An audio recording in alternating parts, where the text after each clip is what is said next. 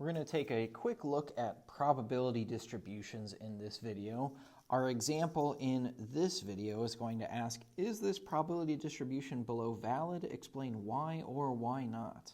So I have the grade that a student might earn in a particular course, along with the probability that they earn that particular grade in the course. Now, in order to be a valid probability distribution, I need three things to be true. They're listed right above this video, but let's talk about them briefly here. The first one is that events must be disjoint. Events must be disjoint. So what that means is there's no overlap between the events right here. So in this case, that shouldn't be a problem because the grade of A is different than a grade of B, is different than a grade of C or D or F. I would have a problem if instead of one of these, instead of B, maybe I had like A or B, because now there's overlap between these two categories. Oops, A or B right here. There would be overlap between those two categories, so those would not be disjoint. But in this case, everything is separate. It's just A, B, C, D, or F. This one is usually not going to give us a problem. So yeah, that one looks good.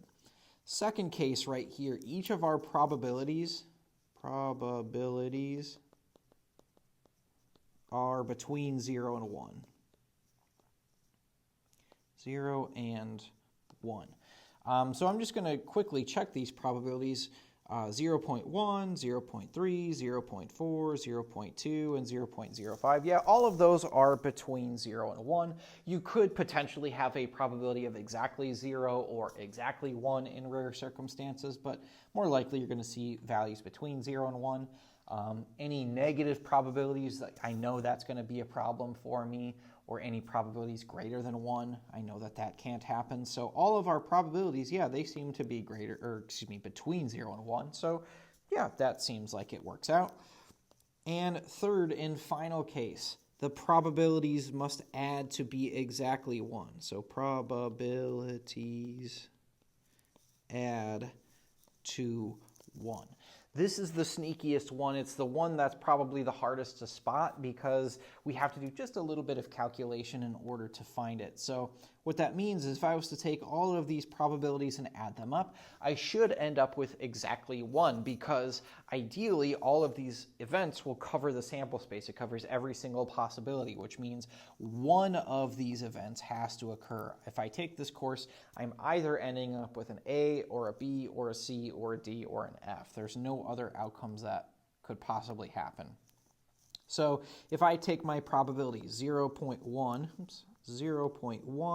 plus 0.3 plus 0.4 plus 0.2 plus 0.05 and added them all up, 0.1 plus 0.3 plus 0.4 plus 0.2 plus 0.05, I ended up with 1.05, which is close to 1, but it's not exactly 1. So this is the one that is causing us a problem. So if I wanted to answer this question, it is not valid.